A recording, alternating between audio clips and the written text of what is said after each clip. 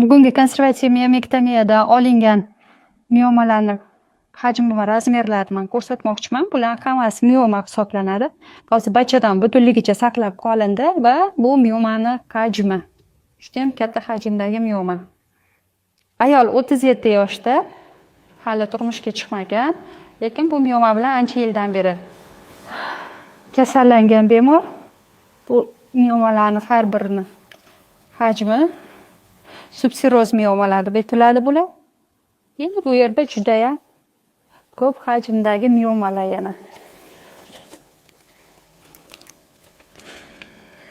Hammasini hisoblab chiqqanda sanasak bo'ladi. Nechtaligini yana. Deyarli miomalarning barchasi subsiroz miomalar hisoblanadi. Miomani olingandan so'ng bachadondagi chandiqlar iplari 1 yil davomida bitadi va 1 yildan keyin homiladorlik bilan qilsa bo'ladi. Bunaqa operatsiyalar konservativ miyomektomiyalar deyiladi. Bu bachadon sog'lom holatda butunligicha saqlangan deb aytiladi.